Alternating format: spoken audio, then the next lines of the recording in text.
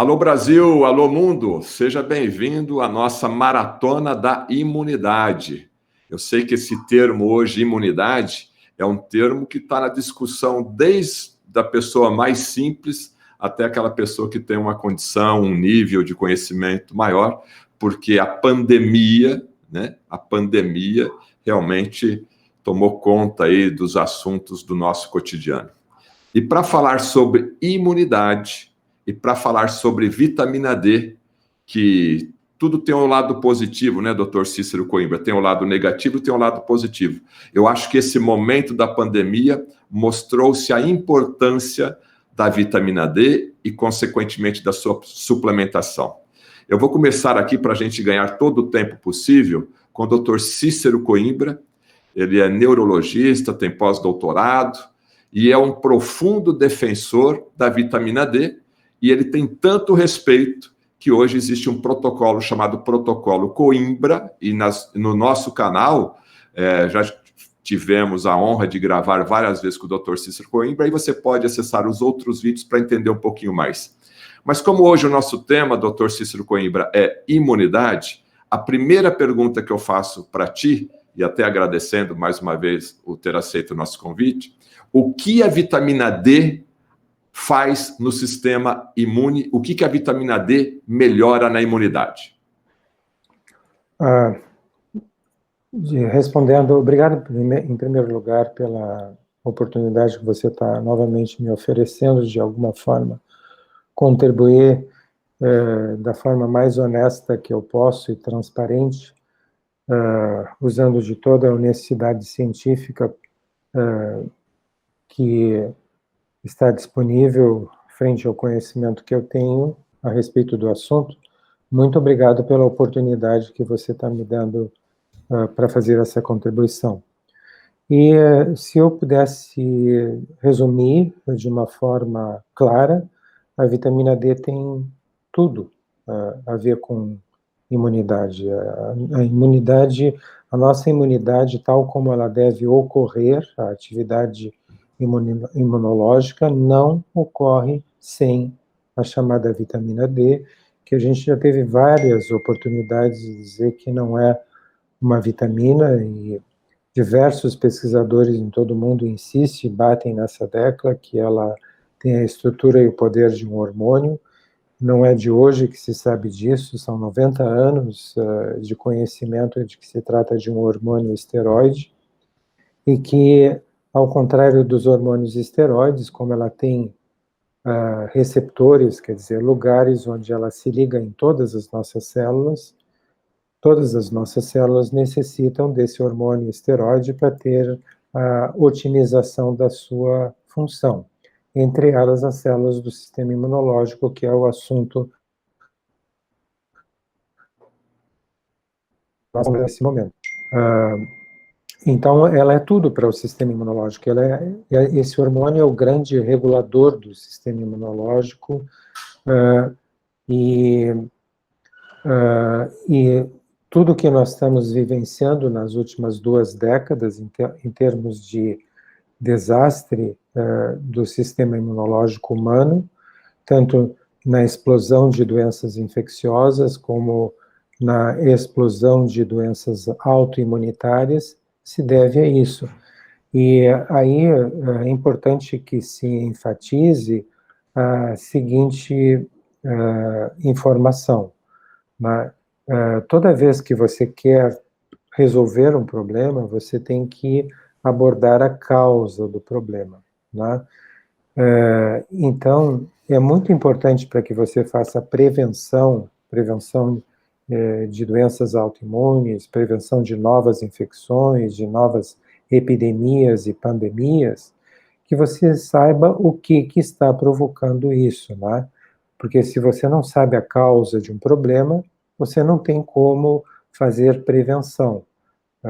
Um exemplo simples: se você não sabe que cigarro, tabagismo provoca câncer de pulmão, você não faz prevenção avisando a população de que ela deve evitar adquirir o hábito de fumar, ou deve desistir do hábito de fumar abandonar o hábito de fumar para evitar câncer de pulmão. Então, você conhecido uma causa, você pode fazer a prevenção, né? Então, você tem que entender o que está acontecendo, e isso é claro, é óbvio que está acontecendo de uma forma inédita na história da humanidade, né? Você começa o milênio com o SARS em 2002, 2003 na China. Não se sabe ainda de que animal o homem adquiriu o vírus, o coronavírus, o primeiro coronavírus que provocou essa epidemia do SARS. Depois você vê várias outras epidemias em que o homem adquire, de uma forma também inédita, vírus de animais, né? Então você vê gripe suína, você vê gripe aviária, que agora está recomeçando no Japão, concomitantemente à pandemia da Covid-19. Então, são coisas que nunca aconteceram na história da medicina, na história da humanidade, e que nós estamos presenciando agora. E como isso está acontecendo de uma forma cada vez mais frequente, né, na mesma época, né, você tem que saber quais são os mecanismos que a ciência utiliza para descobrir a causa de fenômenos que ocorrem, né? Então, é importante lembrar o chamado princípio da parcimônia, né? Que foi proposto por um frade franciscano na Idade Média.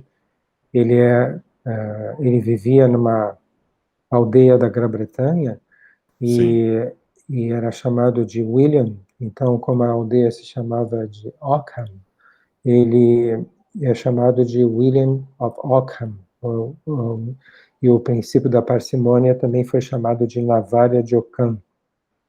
Esse princípio da parcimônia diz basicamente o seguinte: se você quer entender a causa de um fenômeno, pode ser qualquer tipo de fenômeno, por exemplo, por que os dinossauros desapareceram da Terra, né? Por que está havendo essas epidemias se sucedendo uma atrás da outra, seguindo-se a uma pandemia, que é a que nós estamos vivendo atualmente. Então, você tem que identificar as manifestações desse fenômeno, né, e encontrar uma única causa para tudo isso que está acontecendo, né? Isso é chamado de fenômeno de princípio da parcimônia. E isso é usado, esse princípio da parcimônia, esse frade foi considerado o fundador da estatística moderna, porque ele foi a primeira pessoa, provavelmente, que falou em probabilidade na história da humanidade, né? Então, ele diz assim, e hoje, por exemplo, o próprio médico, ao fazer um diagnóstico, ele utiliza o princípio da que isso foi originário do quem propôs isso foi esse frade franciscano. Mas ele, por exemplo, você recebe um paciente que tem sintomas A e B, sinais clínicos ou exames neurológicos C e D, exames laboratoriais alterados E e F. Então, você tem que elaborar hipóteses diagnósticas, e você vai escolher a hipótese diagnóstica que é a mais provável, né? Entendi. Quando a gente está falando em probabilidade. Então, por exemplo, você elege uma hipótese diagnóstica X, vê que a hipótese diagnóstica X explica apenas parte desse conjunto de manifestações. Então, você propõe uma hipótese Y para explicar o restante das manifestações. Então, você deu 2 diagnósticos para uma mesma pessoa, né? Duas causas para um mesmo fenômeno, para manifestações ocorrendo simultaneamente na mesma pessoa, né? Então, o princípio da parcimônia diz que você está errado e que você tem que encontrar uma única hipótese diagnóstica para explicar todas essas manifestações, tanto as queixas dos pacientes, do paciente, que é são os sintomas, como o que você encontra alterado no exame clínico e como e as alterações laboratoriais, né? E aí, quando você encontrar essa explicação é talvez 1 milhão de vezes mais provável do que você estar frente a uma pessoa que tem duas doenças iniciando simultaneamente na mesma pessoa, né? Entendi. Dito de uma forma simplista ou simplificada, é como você dizer que 2 raios não caem na mesma cabeça ao mesmo tempo. Na realidade, isso é até fisicamente possível, mas, sob o ponto de vista de probabilidade, é quase impossível. Então, Entendi. você procura uma única explicação. E se nós quisermos procurar uma única explicação para o SARS, depois para síndrome do sofrimento respiratório que veio do Oriente Médio, que foi o segundo coronavírus, né? Que se disse que que o ser humano adquiriu esse vírus do camelo, né? E se transformou numa epidemia, e depois a gripe suína, a gripe aviária, né? Você vai ter que entender que só há uma única explicação para todos essas epidemias e pandemias. Não estou falando aí do Zika vírus, da chikungunya e de dengue e de outras viroses que surgiram nesse meio tempo também, né? Mas estou incluindo essas viroses, essas outras viroses não mencionadas no mesmo raciocínio. Você tem que encontrar uma única explicação para todas elas. E olha que grande vantagem, se você encontrar uma única explicação, então você vai impedir que vai conseguir fazer prevenção, você vai ter encontrado a causa, e você vai conseguir fazer prevenção não só de novos casos de Covid-19, mas novos casos de Covid-21, de Covid-23, de Covid-25, né? Você vai impedir a ocorrência sistemática, sequencial de todas essas epidemias, se você descobrir a causa, né? E aí você tem o que ocorreu desde a década de 80 até agora. Na realidade, começou lá na década de 50, quando os médicos descobriram que vitamina D em doses excessivas era tóxica, né? E passaram a ter medo de administrar a vitamina D e foram diminuindo as doses recomendadas progressivamente ao longo dos anos, como suplementação, e isso se somou ao hábito que surgiu na década de 80 de evitar a exposição solar, que é a única fonte desse hormônio erradamente chamado de vitamina D. E as duas coisas juntas fizeram com que as doenças em geral, inclusive as doenças autoimunitárias, as epidemias e pandemias, fizessem uma curva que eu poderia, deixa eu ver se eu coloco meu dedo dentro da tela, né? Isso. Isso é uma curva que vai progressiva e adquirindo uma é como se um avião estivesse decolando e progressivamente adquirindo a trajetória vertical de um foguete, né? Em 2017 já se dava conta que 60% da população norte-americana tinha pelo menos uma doença crônica e 45% tinha várias doenças crônicas, e tudo isso está acontecendo ao mesmo tempo, né? O que só tem uma única coisa que pode explicar tudo isso, inclusive as epidemias e pandemias e as doenças autoimunes, além das demais doenças. É a ausência desse hormônio, porque nós perdemos, a partir da década de 80, a única fonte natural que nós temos de vitamina D, que é a exposição da pele direta ao sol. E é o sol forte, não é o sol fraco da manhã ou do final da tarde. Em poucos minutos, nós produzimos milhares de unidades de vitamina D, e ela é hoje documentada, reconhecida através de 230 ou 1.000 ou mais publicações, como o grande hormônio regulador do sistema imunológico. E eu digo regulador para diferenciar da palavra supressor, né? A vitamina D não é uma substância, um hormônio supressor do sistema imunológico. Ele apenas suprime a capacidade do sistema imunológico de atacar a nós mesmos, ao mesmo tempo que ele aumenta a capacidade do sistema imunológico de reagir contra infecções. E aí você tem a causa da explosão das doenças autoimunes, né? Inclusive do autismo, que afirmo, aproveito essa oportunidade que você me dá para reafirmar que também é uma doença autoimune.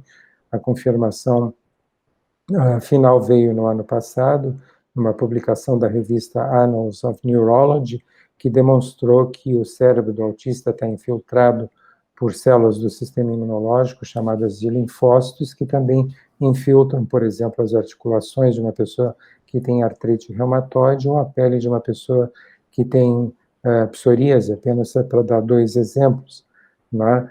E também é responsável, então, pela incapacidade do sistema imunológico de reagir contra vírus, que seria quase impossível de infectarem o ser humano e muito menos de provocarem epidemias ou pandemias no passado, mas que com o sistema imunológico extremamente fragilizado, isso se tornou possível.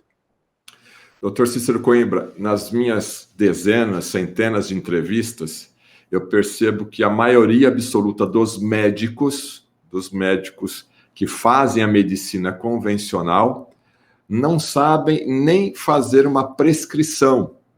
Eu estou falando isso como jornalista que sou, mas doutor, é 5 mil, é 10 mil? Não, 5 mil tá bom, mas não, 10 é muito, entendeu? Eu percebo que ele não sabe prescrever. A maioria dos seus colegas que não estudaram isso profundamente.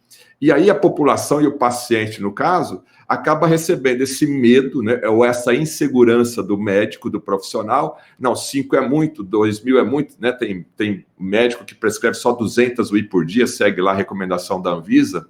Eu queria fazer 2 perguntas em uma aqui no caso. Na academia, na faculdade de medicina, se fala muito sobre a vitamina D? E por que os seus colegas, né, não têm esse conhecimento? O que o Conselho Federal de Medicina ou a academia, né, tem feito para poder levar essas informações? Porque por mais que na pandemia esteja sendo divulgado que trabalhos científicos ajudam no combate ao SARS-CoV-2, tem muito colega que não aceita, doutor. Na realidade, o médico, ele foi ensinado na faculdade de medicina a aceitar informações de uma forma passiva, né? Ele é ensinado que ele não é um cientista e ele está sendo formado para praticar medicina e ele tem que seguir os protocolos, né, que foram aprovados por associações ou academias médicas, né? E essas academias, elas têm divergido sobre esse assunto. Cada país adota um nível sérico circulante de vitamina D que ele julga, que os pesquisadores daquele país julgam que é o mais adequado. Você vê para que a gente possa mostrar a origem de onde vem essa má informação e essa consequente má prática médica, né? Você cita, por exemplo, o Instituto de Medicina, situado nos Estados Unidos e que tem, vamos dizer assim, um respeito internacional. Então, o Institute of Medicine, até 2010, recomendava que os médicos deveriam prescrever 200 unidades de vitamina D por dia para uma pessoa adulta, né? E você vê que você, por 5 a 10 minutos de exposição solar, estando na horizontal, tendo uma pele clara e não colocando filtro solar, você pode produzir até 20 mil unidades de vitamina D, mas facilmente você produz 10 mil unidades de vitamina D.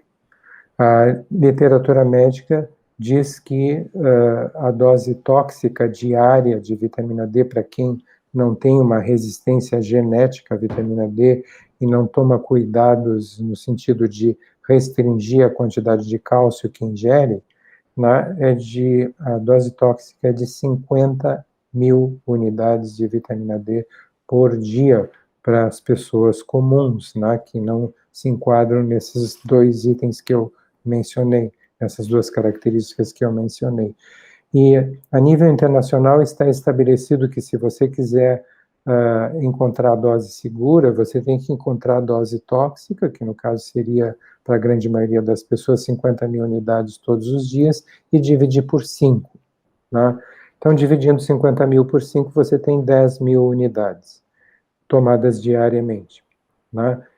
Desde 2003, através de publicações, já são 17 anos, nós sabemos que se você não der vitamina D para um grupo de pessoas e comparar com um grupo de pessoas que tomam 1.000 unidades por dia, que já é quase o dobro do que o Institute of Medicine passou a recomendar a partir de 2010, ele subiu a dose de 200 unidades por dia para 600 unidades por dia. Então, mas desde 7 anos antes, 2003, nós já sabíamos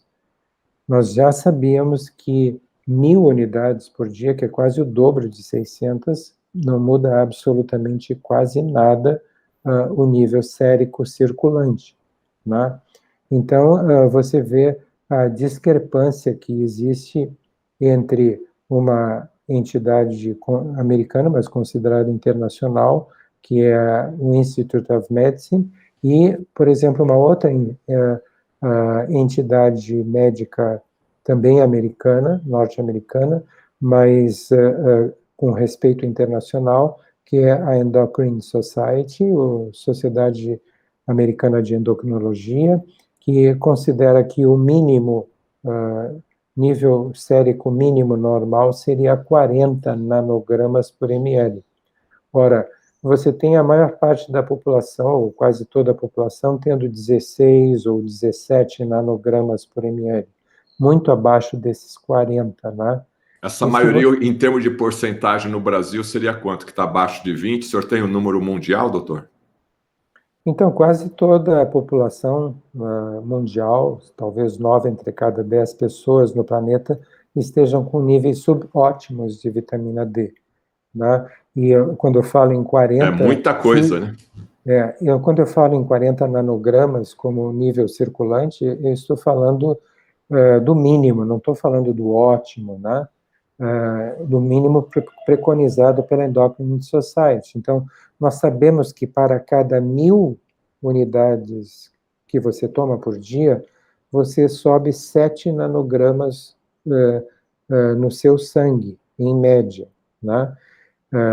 Isso depende também do peso da pessoa, mas porque a gordura debaixo da pele rouba muita vitamina D da circulação, e as pessoas que têm maior peso em relação à altura vão necessitar de mais. Mas considerando uma pessoa que tem o peso adequado para a altura, para cada 7 nanogramas, para cada unidades de vitamina D que você administra para o seu paciente todos os dias. Daqui a 3 ou 4 meses, esse nível vai subir gradativamente o nível e vai aumentar em 7 pontos. Então, se você imagina que a grande maioria das pessoas está com 17, daqui a 4 meses eles vão estar com 17 mais 7, ou seja, eles vão estar com 23 nanogramas. Eles não vão estar longe dos 40 nanogramas, que são o nível preconizado pela Endocrine Society. Veja... Agora, diariamente também o corpo absorve essa vitamina D, né? Conforme o estresse, conforme o metabolismo dele, ele também vai estar absorvendo, né? Sim, mas você vê a discrepância que existe entre duas entidades internacionais, né? O Institute of Medicine dizendo que os médicos devem prescrever 600, né? A literatura médica já dizendo desde 7 anos antes de fazerem esse aumento da dose de 200 para 600 unidades por dia como suplementação. você já tem a informação de que você só aumenta, com 1.000 unidades, você só aumenta 7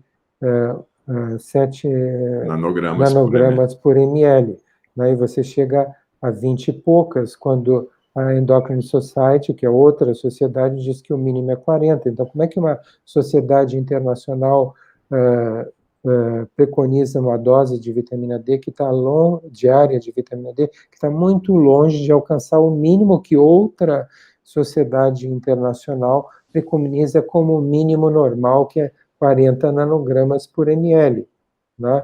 Então, aí você vê como é que o médico comum, respondendo a sua pergunta inicial, como é que o médico comum se vê no meio desse fogo cruzado. Né? Ele nem sequer sabe que a dose que ele é aconselhado a administrar, que é 600 unidades internacionais, jamais vai, sequer, praticamente não vai mudar o nível plasmático sérico dessa pessoa, né, que ele está tentando tratar. Então, você vê como é que o médico, né, como é que o médico comum vai reagir quando você chega e quando ele recebe um paciente que recebeu de um médico bem informado, né, que sabe que por exposição solar você pode produzir de 10 a 20 mil unidades de vitamina D em poucos minutos, né, mas se você tiver a pele muito pigmentada, você pode precisar de 1h30 para produzir a mesma quantidade de exposição de vitamina D. Você precisa de 1h30, talvez, para conseguir a mesma quantidade de vitamina D que uma pessoa de pele clara, jovem, com todo o corpo exposto ao sol, produz em 10 a 20 em 10 minutos. Doutor Cícero Coimbra, estamos nesse momento da pandemia e a vitamina D ela está sendo disseminada, até mesmo alguns veículos de comunicação aí estão dando um pequeno espaço para falar que a vitamina D faz parte desse protocolo. O que o senhor poderia relatar para a gente de trabalhos científicos, de números, né, atualizados, que a vitamina D realmente faz diferença no tratamento precoce e também na ajuda desse paciente para se recuperar do Covid, que de repente nem precisa ser internado. É verdade isso? Na realidade, se você estuda o que faz os mecanismos biológicos acionados pela vitamina D no sistema imunológico, você vê que ela combate em todos os níveis todos os mecanismos da infecção pelo coronavírus, né? Então, você pode usar a vitamina D desde a fase 0, que seria a prevenção, corrigindo os níveis de vitamina D para o nível normal e não esperando esses até 4 meses em que a vitamina D vai subindo progressivamente até se estabilizar, né? Ela se estabiliza, essa lenda que foi passada aos médicos de que a vitamina D vai se elevando progressivamente de uma forma indefinida, chamado de efeito cumulativo da vitamina D, já se sabe há 17 anos que isso não existe, né? Realmente a lenda, mas é encravado na memória das pessoas que estão praticando medicina atualmente, e ainda está sendo ensinado erradamente nas escolas médicas de todo o mundo. A vitamina D não tem efeito cumulativo, uma vez você mantendo a mesma dose, você vai manter o mesmo nível sérico, só que você vai levar de 2, 3 ou 4 meses para você nivelar e atingir esse nível estável, que deve ser o nível correto, próximo de 100 nanogramas por ml, para você obter uma proteção contra a Covid-19, tanto a nível de prevenção quanto a nível de tratamento, evitando que você adquira a Covid-19, se você adquire, que você não adquira um quadro grave de Covid-19, e se você chegar a adquirir um quadro grave de Covid-19 e se hospitalizar, né, e for corrigido seus níveis de vitamina D imediatamente através de uma dose de ataque, né, que a gente tem recomendado que seja feita já na prevenção, né? Que você não espere 3, 4 meses para estabilizar os seus níveis de vitamina D, e tome uma dose de ataque capaz de já elevar os seus níveis de vitamina D para o normal imediatamente, né? Senão, ao longo desses 3, 4 meses em que você vai gastar para atingir o nível de proteção, você pode adquirir a Covid-19 e ter um quadro Mais grave de fragilizado, né? Covid-19 e pode ir até a óbito, né?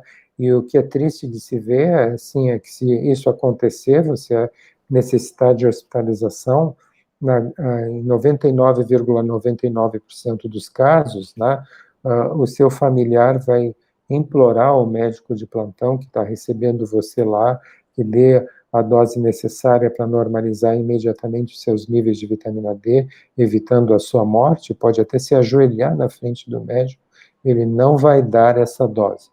Então, se você que está me ouvindo quer evitar que isso aconteça, né, você tem que tomar agora essa dose de vitamina D, porque é muito provável que o Brasil esteja vivendo um início de uma nova, de um novo surto, né? Já se dá conta, já há notícias de que há cidades em São Paulo que estão com hospitais da rede pública com 90% dos leitos ou mais dos leitos de UTI ocupados, né? Então é muito provável que daqui a alguns dias nós vamos vivenciar a reabertura dos hospitais de campanha, né? E nós vamos entrar num novo surto sem ter saído do primeiro, né?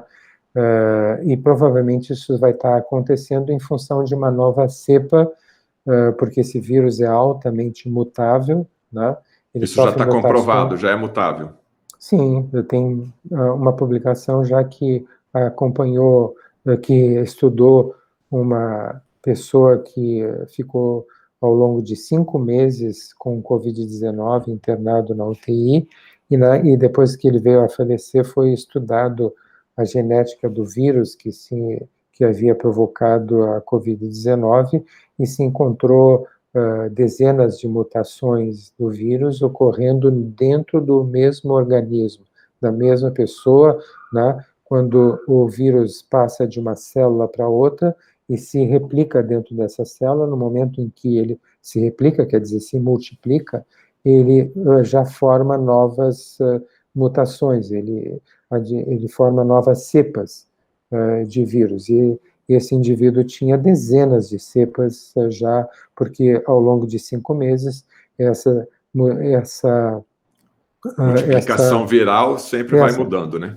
Isso, essa transferência do vírus de uma célula para outra seguida de replicação, essa replicação já dava a oportunidade de o vírus sofrer uma mutação, criar uma nova cepa, né? Então agora o sistema imunológico passa a combater outra cepa do vírus, como se estivesse internamente sendo infectado por um novo vírus, né? E começa a guerra novamente. E começa a guerra novamente. Exatamente isso está acontecendo na comunidade. Já tem dezenas de cepas, para dizer o mínimo, né? Já tem cepas que são imunogenicamente diferentes, né? E essas cepas, dezenas de cepas estando ocorrendo na comunidade imunogenicamente diferentes, torna improvável que as vacinas venham a ter o sucesso que se espera que elas tenham, porque a grande maioria das vacinas está sendo direcionada contra uma parte especificamente do vírus, né? E então você tem uma alta probabilidade de colocar na população, de vacinar milhões de pessoas com uma vacina que vamos dizer assim, vai incorporar uma cepa, vai atacar uma cepa, vai tornar o seu sistema imunológico apto a reagir contra uma única cepa, né? E deixando vai estar todas as fragilizado outras. para as outras, né? não vai reagir contra as outras exatamente, né? Por isso a importância do sistema imunológico através da vitamina D aí para você enfrentar qualquer tipo de cepa, qualquer variabilidade desse vírus aí. Doutor Coimbra, e qualquer outro vírus também, não é? Sim, Não é qualquer vírus. não é a Covid-19, qualquer outro vírus, qualquer outra bactéria, qualquer Fungo. fungo, protozoário, né? Qualquer infecção provocada por diferentes micro-organismos vão ser combatidas da mesma forma, com o fortalecimento do seu sistema imunológico através da restauração dos níveis normais de vitamina D, que eu repito, tem que ficar próximos de 100 nanogramas por ml. O meu está 102, fiz o exame agora, então eu estou preparado aí para enfrentar esse batalhão de vírus que a gente acaba respirando aí constantemente. O senhor falou na palavra dose de ataque. A dose de ataque, pelo que eu sei, normalmente é dada, né, via intramuscular e através de uma clínica, né, de um profissional totalmente capacitado, que no caso normalmente são 600 mil UI. Agora, a maioria da população ela tem acesso a suplementos, né, que estão disponíveis aí na internet, nas farmácias de manipulação e farmácias de forma natural. A pessoa pode tomar, em vez de 10, ele está com nível baixo, está lá com seus 20 nanogramas ou até abaixo disso. Ele não pode tomar injeção, não tem acesso, não é qualquer clínica que tem esse tipo de tratamento. Ele pode tomar 50 mil UI no dia, ele pode tomar 100 mil UI no dia, através de um comprimido que tem uma carga turbinada, concentrada, ou gotinhas mais turbinada, ou a dose de ataque é só feita de forma intramuscular e eu posso tomar em cápsulas ou em gotas? A dose de ataque pode ser dada por via oral, não é? Não há necessidade de ser por via intramuscular, né? E isso torna, e é muito importante que nós venhamos a simplificar, né, e não a complicar a correção imediata dos níveis de vitamina D na população, né? Se nós começarmos a dizer, não, mas temos que dar dose intramuscular, então, nem todos, por exemplo, raríssimos médicos vão saber como fazer isso, né? Vai restringir. Vai restringir, então, é um momento de simplificar, porque é um momento de urgência, né? A vitamina D é muito bem absorvida por via oral, não é? Então, a dose que a literatura médica vem demonstrando que é eficaz, no sentido, pelo menos para a maioria das pessoas, para que se alcance imediatamente essa dose, é a dose que você mencionou de 600 mil unidades, né? Isso provavelmente vai fazer com que pessoas que tenham um peso de próximo de 100 quilos e que tomem essas 600 mil unidades cheguem a passar um pouco acima dos níveis de 100 nanogramas por ml transitoriamente, né? Mas depois elas vão voltar ao nível de 100. E para pessoas abaixo de 100, né? Abaixo de 100 ou no nível próximo de 100, vamos dizer assim. Mas elas vão estar ainda assim muito longe do nível de 240 nanogramas por ml, que é o nível que é considerado tóxico, como eu disse, para as pessoas que não têm resistência à vitamina D e não estão fazendo uma dieta restrita em cálcio, né? Então é muito importante que a gente diga para a classe médica que 600 mil unidades de vitamina D que a pessoa passa vitoriamente do nível de 100 nanogramas por ml. Ela ainda assim vai ficar bem segura, não vai estar intoxicada com vitamina D. Agora veja, para as pessoas que têm um peso muito acima do esperado para a sua altura, é muito possível que esses 600 mil unidades deixe até ainda a pessoa em nível de deficiência de vitamina D, né? Por quê? Porque a gordura debaixo da pele, ela absorve a vitamina D como se fosse uma esponja, já que a vitamina D é um hormônio lipossolúvel, ou seja, solúvel em gordura, né?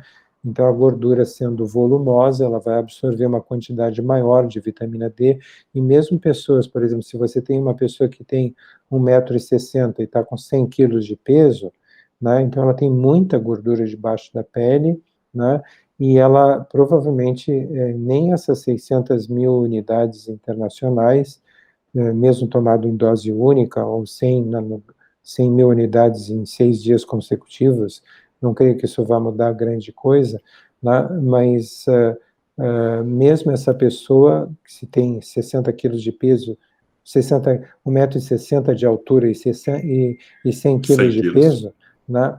Essa pessoa, mesmo tomando as 600 mil unidades de vitamina D em dose única, ela provavelmente não vai adquirir, muitos deles provavelmente ainda vão ficar deficientes em vitamina D. A gente tem preconizado que as pessoas, então, tomem, todos os adultos com pelo menos 50 quilos de peso, tomem essas 600 mil unidades, e depois passem a tomar ou 10, ou 15, ou 20 mil unidades por dia, de uma forma indefinida e estável, para manterem os seus níveis dentro do normal, conforme elas tenham próximo de 50 quilos, ou em torno de 80 quilos, ou próximo de 100 quilos, respectivamente, de peso corporal. Tá Né? certo. Já que estamos falando em dose, está chegando pergunta aqui em relação às crianças, né? Vamos colocar crianças abaixo de 12 anos, né? A pergunta aqui dos pais, né? No caso de jovens abaixo de 12 anos, ou criança mesmo, um recém-nascido pode tomar, um bebezinho de 1 ano que tem lá seus 8, 10 quilos, como é que ficaria essa dosagem até os 12 anos? Então, a dose de manutenção para crianças de manutenção não é a dose de ataque, tá? É a dose de manutenção, que é aquela dose que você mantém diariamente. Para crianças é de 200 nanogramas por ml. Essa é a dose que nós temos observado que mantém a criança com os níveis de vitamina D próximos de 100, né, nanogramas por ml. Por Mas quilo? não, é 100 200 UI, 200 UI. 200 UI por quilo, exatamente. É que você falou 200... nanogramas, né? É que você desculpe, falou. por favor, me corrija, porque às vezes eu Tá, então eu vamos cometo repetir aqui, esse... dosar, vamos repetir aqui, porque são tantos números que às vezes a gente confunde. Para você que tem filho abaixo de 12 anos, você tem ali uma criança de 1 ano, 2 anos, ele pesa X quilos. Então, qual que é a conta que o pai e a mamãe devem fazer, doutor Coimbra? Então, para as pessoas que têm menos do que 50 quilos de peso, que são as crianças em geral, né, você dá 200 unidades por quilo de peso como dose de manutenção, ou seja, como dose diária. Mas tal como nós falamos no início dessa nossa conversa, né, isso vai fazer com que a criança leve cerca de 2, 3 ou 4 meses para atingir um nível estável próximo do nível sérico de 100 nanogramas por ml, que é o que confere uma Maior segurança. forte proteção contra infecções, né, restaurando a capacidade, a regulação do sistema imunológico. Né? Mas isso não é a dose de ataque. Aqui no consultório, na nossa clínica, nós temos feito uma conta muito simples para usar qual seria a dose de ataque. Né? E a gente recomenda que os médicos façam essa dose de ataque da mesma forma, porque tem dado o resultado perfeito, né? Então, se você calcula que você vai dar, imagine 600 mil unidades para uma pessoa que tem 80 quilos de peso, né? E tem o peso adequado para a sua altura, né?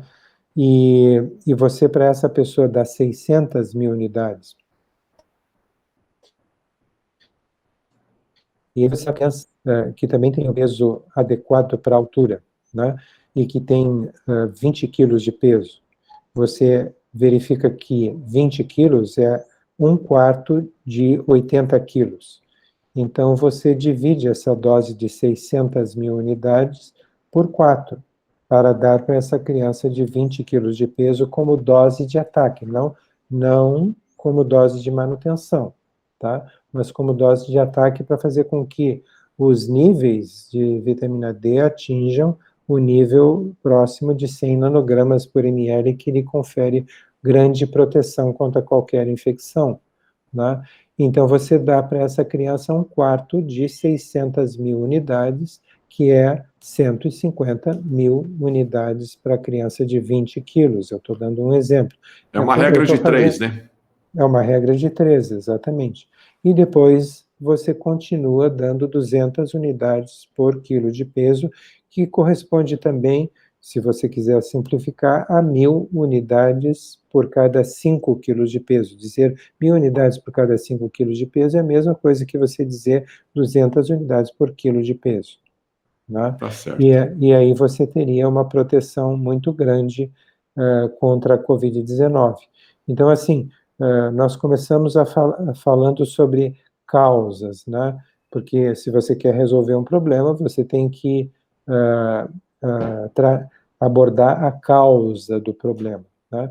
Então, a causa dessas epidemias, não só da pandemia que nós estamos vivendo, mas de todas as outras, a única coisa que explica, de acordo com o princípio da parcimônia, o fato de nós estarmos vivendo tantas epidemias que redundaram, que acabaram nessa pandemia, né, com a perspectiva de que venhamos a ter, a partir de agora, pandemias atrás de pandemias, e essa loucura por cada pandemia provocada por um vírus diferentes, se nós estejamos correndo atrás de uma vacina que só foi testada por poucos meses e não se sabe que efeito colateral vai ter a longo prazo, né?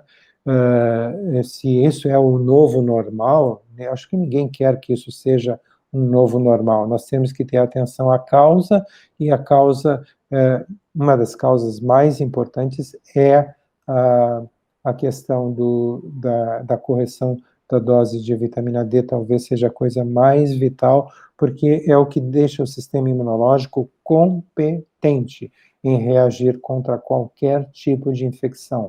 E a deficiência, a pandemia de deficiência de vitamina D, de níveis abaixo do ideal, afetando quase toda a população mundial, é a causa desse problema.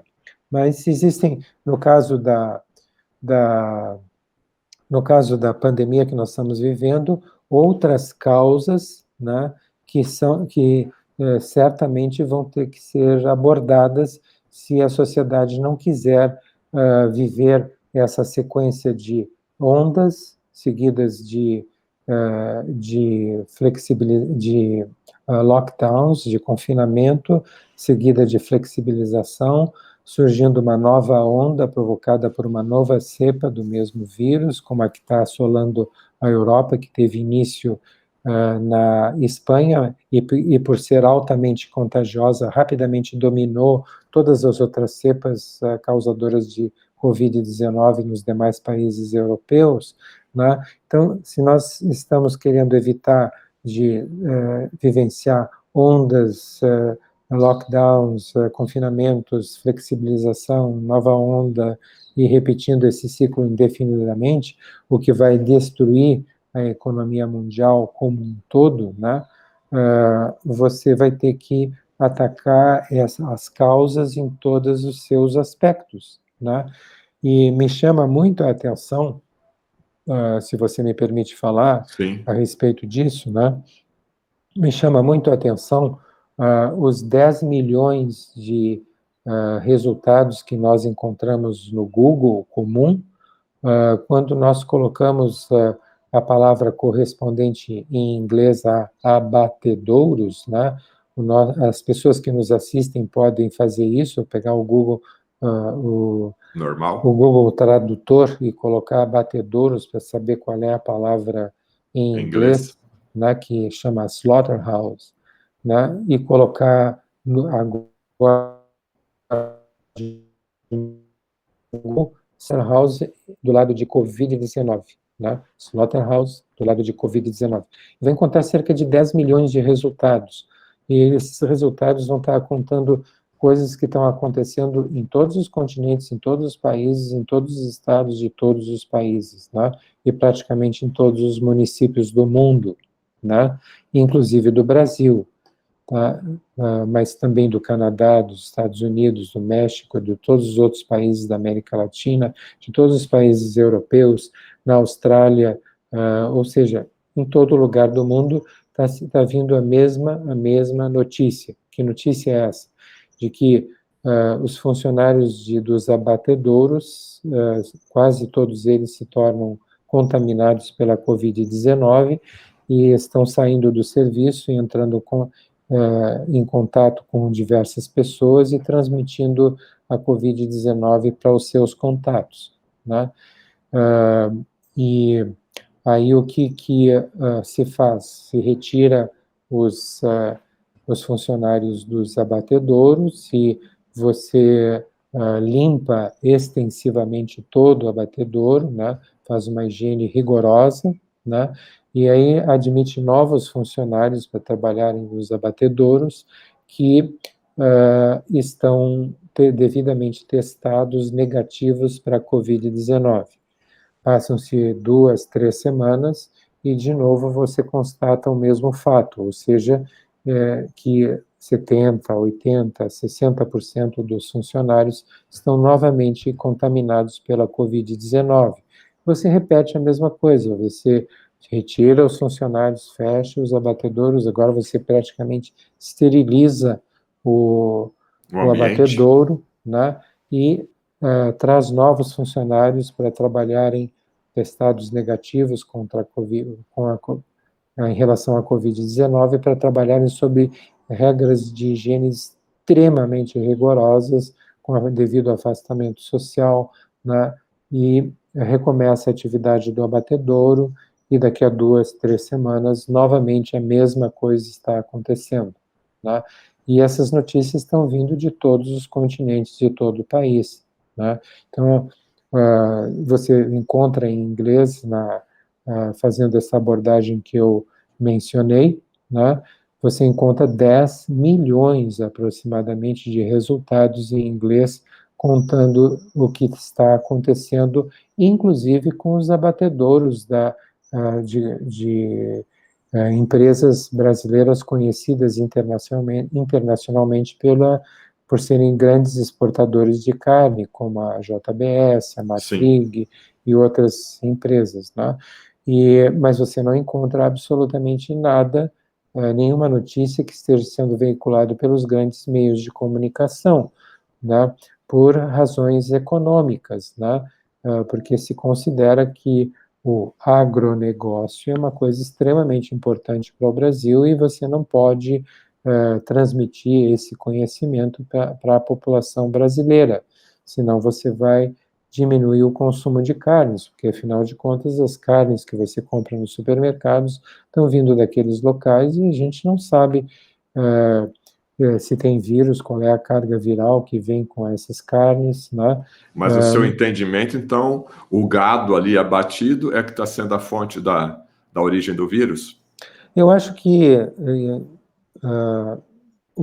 as notícias dão conta, de uma forma especulativa, de que a causa disso é o fato de que os abatedouros são locais refrigerados e confinados e, por isso, ideais para a transmissão do vírus. No entanto, é importante lembrar o que aconteceu na China, onde tudo começou, na cidade de Wuhan, no mercado de Wuhan.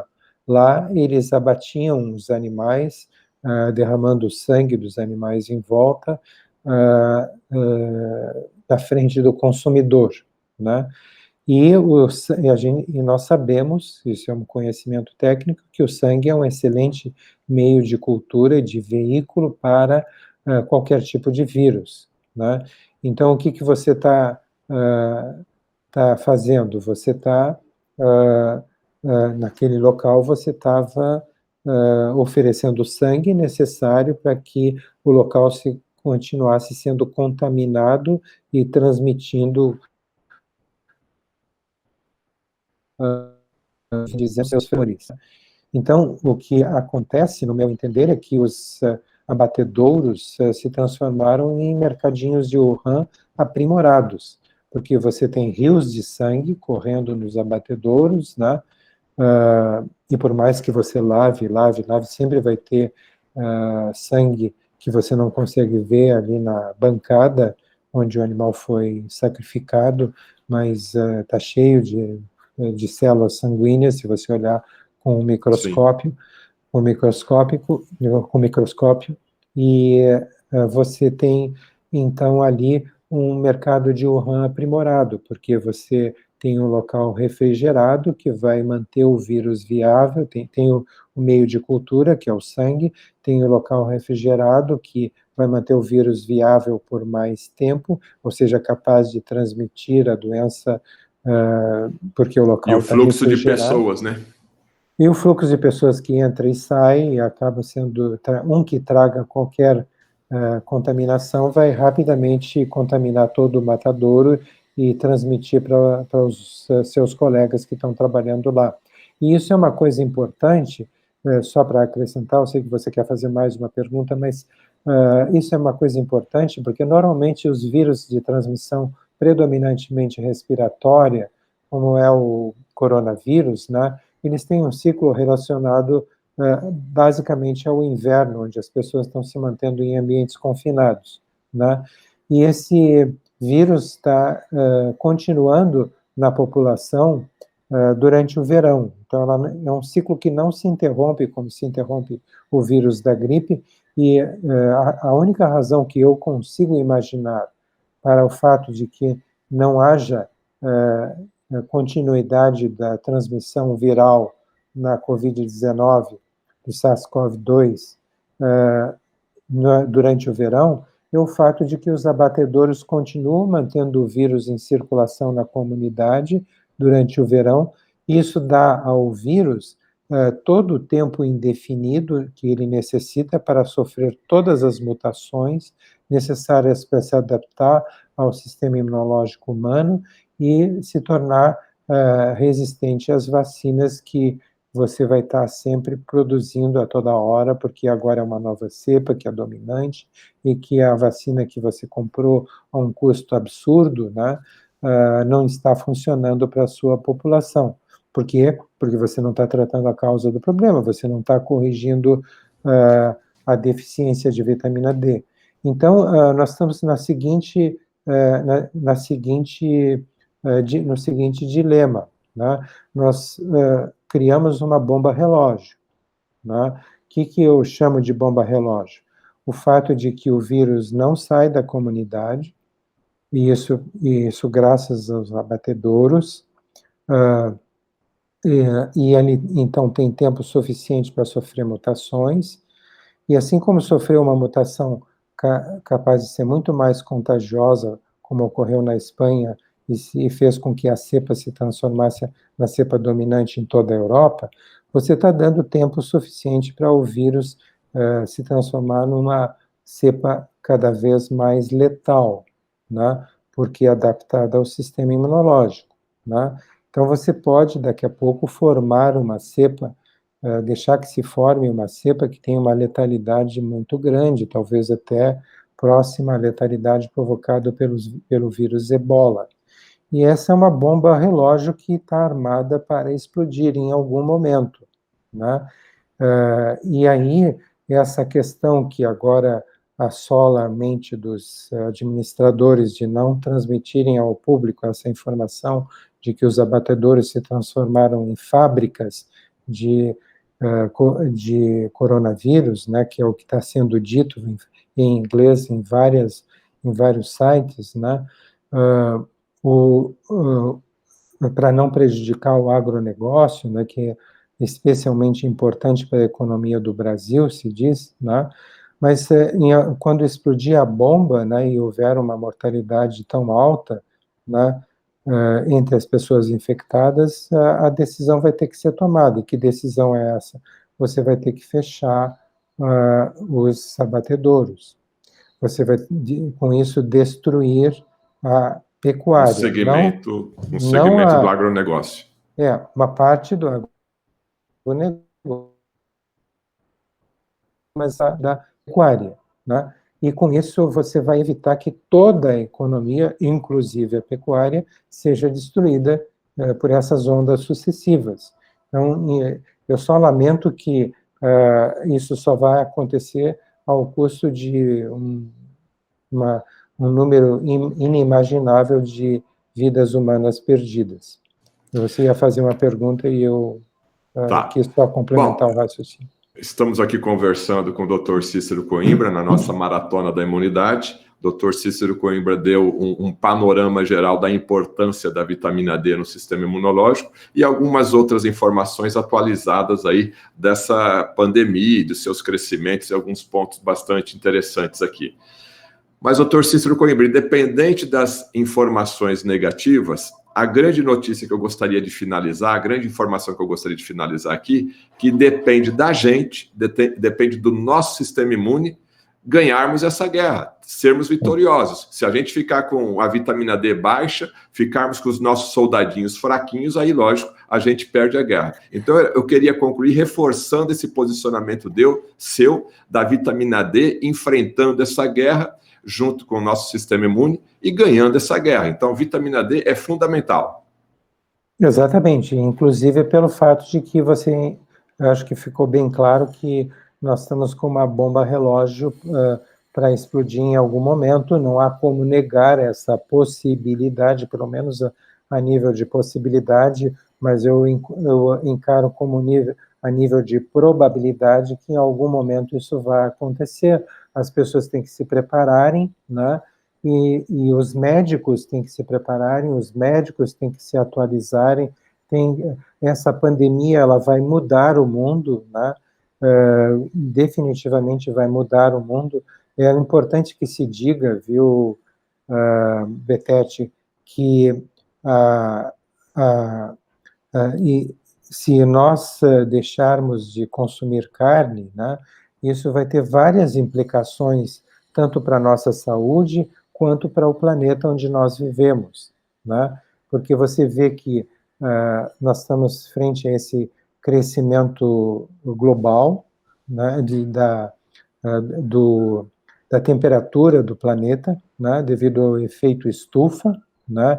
E aí eu recomendo fortemente que as pessoas que nos assistam procurem assistir um documentário feito por um naturalista inglês que hoje tem 93 anos de idade, mas que passou a vida inteira estudando a natureza. O nome dele é David Attenborough, e no dia 4 de outubro, a Netflix lançou um documentário em que ele conta o que ele assistiu desde que se tornou naturalista, talvez lá por volta da década de 50 ou 60, e o que ele assistiu como naturalista, a derrocada da natureza no planeta, né, provocada pelo aquecimento global, pela derrubada de florestas, por queimar regiões como Pantanal, derrubar árvores na Amazônia e em outros países, né, não só no nosso país, né,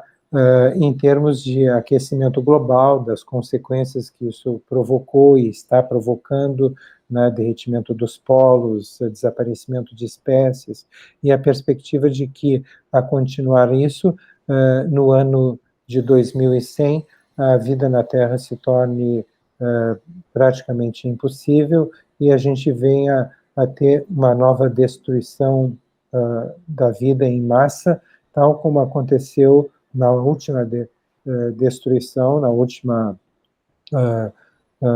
desaparecimento de massa de espécies que ocorreu na época dos dinossauros, né? Então, a continuar da forma como estamos agindo sobre a vida na Terra, por volta do ano de 2100, vai ocorrer uma nova extinção em massa da vida na Terra, né? E veja que o coronavírus vai forçar as pessoas, os governantes e as pessoas em geral, a tomarem as devidas medidas. Hoje ele declara claramente nesse documentário que a Terra, o nosso planeta não suporta mais a crescente quantidade de pessoas que estão se tornando grandes consumidores de carne,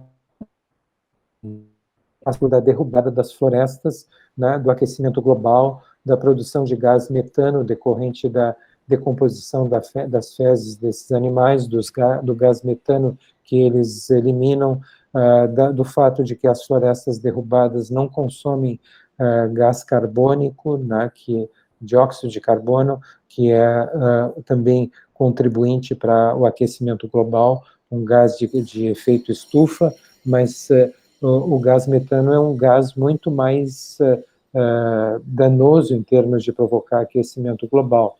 Então, além disso, é importante esse número, viu? Nós temos 2.500.000 publicações científicas encontradas no Google acadêmico falando dos danos à saúde provocada pelo consumo de carnes, né? Inclusive, por exemplo, câncer e doença cardiovascular, que são as doenças que mais matam no mundo.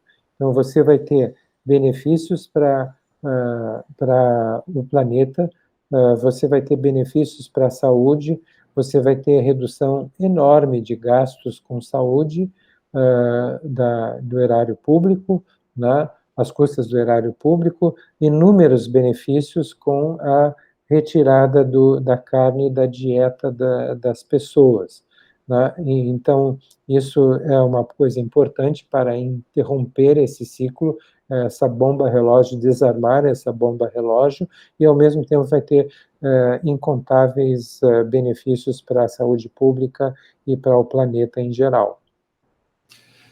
Conversamos aqui na nossa Maratona da Imunidade com o Dr. Cícero Coimbra, dando informações preciosas aqui, que mais uma vez fala o seguinte, resumindo, né?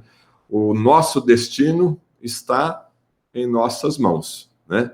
Mudanças de hábitos, às vezes mudanças de hábitos simples ou um pouquinho mais complexo, depende única e exclusivamente de você. Mas o que ficou bem claro aqui nesse programa, nessa entrevista de hoje, é que a vitamina D é o pilar fundamental, vou repetir, a vitamina D é o pilar fundamental para que o teu sistema imunológico, para que a sua imunidade te blinde, te fortaleça, coloque um escudo aqui na sua frente para enfrentar os inimigos, vírus, bactérias, fungos, protozoários, ou seja, os patógenos, né? Pequenos seres que causam doenças. Vitamina D, pilar fundamental da sua imunidade e, pelo que o Dr. Cícero Coimbra disse agora, da sua sobrevivência. Sua consideração final, Dr. Cícero?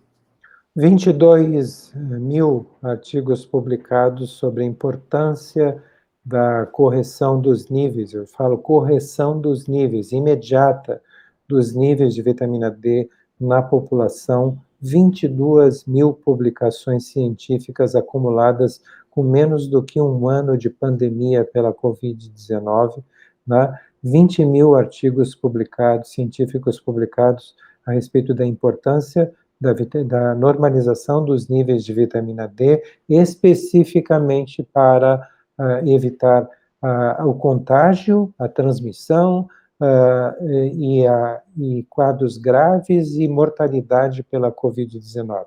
22.000 publicações em menos do que um ano de pandemia. Isso é inédito, né? E isso está sendo ignorado pelos meios de comunicação, e eu queria parabenizar você por nos dar a oportunidade de dizer isso, porque isso não é apenas uma opinião pessoal minha, é a opinião de diversos pesquisadores, cientistas, que são os autores dessas 22.000 publicações. A sua vacina que você está ansioso para tomar, que a grande mídia está falando e que até pelo Dr. Cícero Coimbra ainda a gente vai ter que aguardar um pouquinho e realmente verificar a sua eficácia, a sua vacina está à sua disposição ali na esquina. Vitamina D, e também está à disposição sua agora, não sei que hora que você está vendo esse vídeo, né? Vai ali tomar um pouquinho de sol, fazer a sua caminhada, pensamento positivo, faça a sua meditação, faça a sua parte, que nós vamos, com certeza, vencer essa guerra. Se você me der só uma... Pode falar, doutor. A possibilidade de mencionar algo. As vacinas estão sendo produzidas assim muito rapidamente, todo mundo sabe, né? Ninguém sabe quais são os efeitos colaterais que essas vacinas têm, porque todos sabem que elas estão sendo produzidas em regime de urgência. E algumas vacinas, como por exemplo a vacina da Oxford, né, ela está usando tecnologia inédita, né, e as pessoas estão encarando o ineditismo dessa tecnologia como se fosse algo positivo, que denotasse ou implicasse em grande eficácia e baixo nível de efeitos colaterais. Problemas. Quando, na realidade, é exatamente o oposto, né? Quando você usa uma tecnologia inédita, você não sabe quais são os efeitos a longo prazo. E essa tecnologia inédita que está sendo usada pela Oxford, né, e pela AstraZeneca, ela é uma tecnologia que usa DNA recombinante, né? Ela usa engenharia genética. Ela utiliza um vírus, veja que esse vírus saiu de animais, né? Esse vírus, o coronavírus, e infectou o ser humano. Então, ela está usando um vírus, que é um vírus que afeta chimpanzés, que provoca uma infecção de vias aéreas superiores, né? Restrita às vias aéreas superiores, não passa para a corrente sanguínea, não provoca febre no chimpanzé, que é o resfriado comum do chimpanzé, né? Então, essa engenharia genética, ela pega um vírus, um segmento de DNA de um feto humano abortado, e insere nesse segmento de DNA, ele insere parte do DNA do coronavírus e insere esse DNA no DNA do vírus do resfriado comum do chimpanzé, né? E aí, ao invés desse vírus entrar no organismo humano vivo, através da via aérea superior e ficar restrito à via aérea superior, esse vírus vai ser injetado por via intramuscular. Isso significa que ele vai cair na corrente sanguínea e ele pode entrar no núcleo das células, de todas as células do organismo, né? Inclusive das células dos testículos do homem, do ovário da mulher, do cérebro, do pulmão, do coração, né? E a gente não sabe se esse vírus, se esse que ele vai DNA, provocar. seja o DNA do vírus do chimpanzé, seja o DNA do coronavírus, se ele vai ser incorporado ao DNA dos nossos gametas, né? E das outras células, e que efeitos a longo prazo a gente vai ter.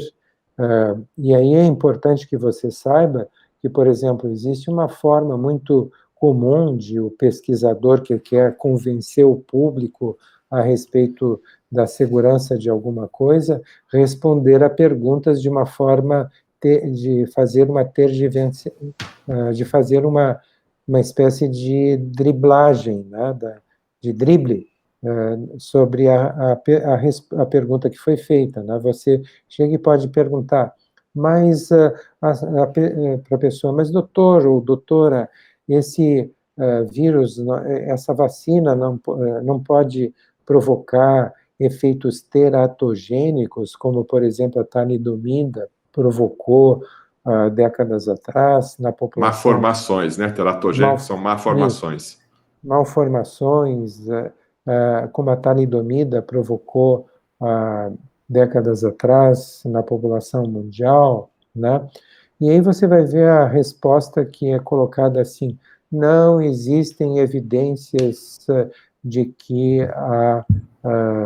essa vacina provoque efeitos como teratogenicidade. Teratogenicidade, exatamente.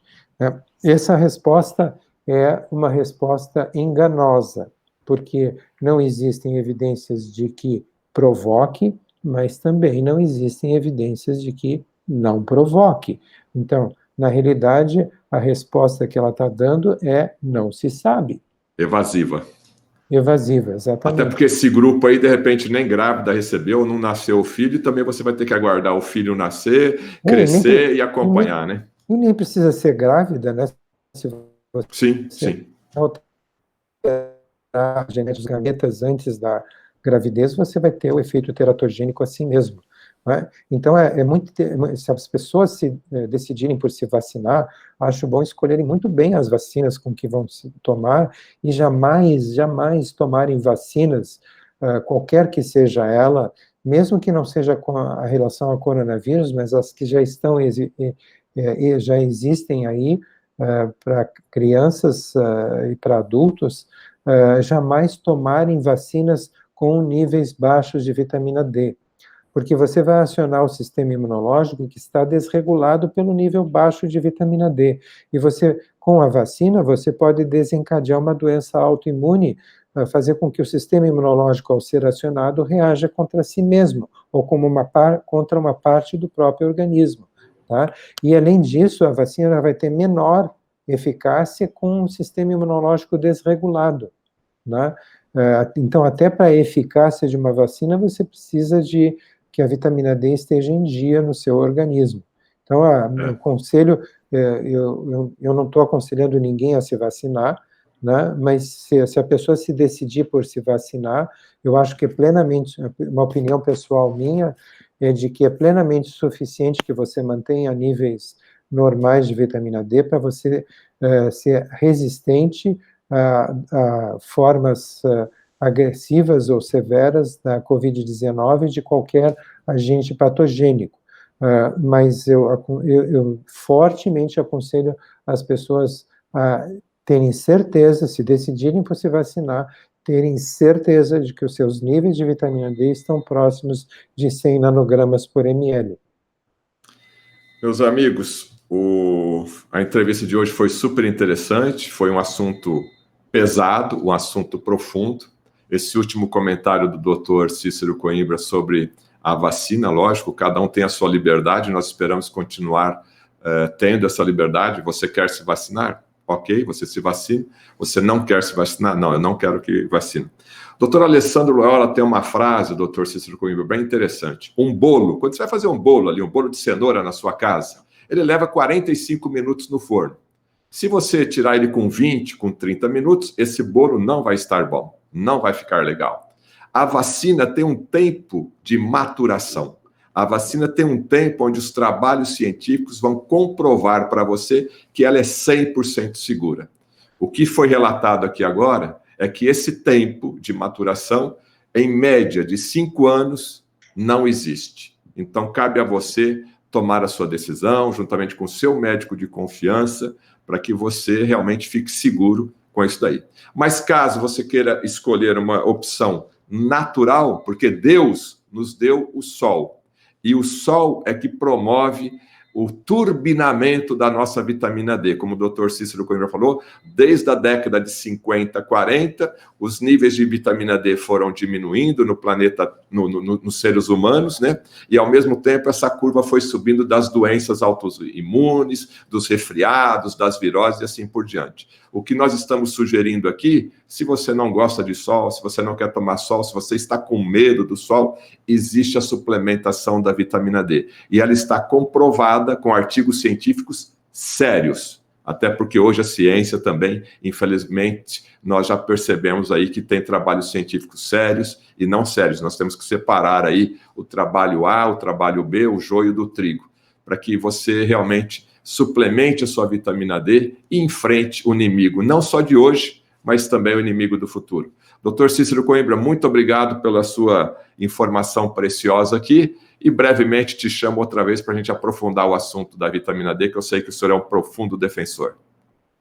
Eu é que agradeço penhoradamente pela oportunidade que você me ofereceu para prestar esses esclarecimentos que, sinceramente, vieram da forma mais honesta possível, com o objetivo de informar ao seu público e de proporcionar às pessoas a forma que elas têm de se autodefenderem contra essa bomba relógio que está, no meu entender, bem armada a tempo antes que ela venha explodir e provocar um desastre na população geral. Muito, muito, muito obrigado. Obrigado, doutor Cícero, por esse tempo precioso, que eu sei que a sua agenda é sempre complicada.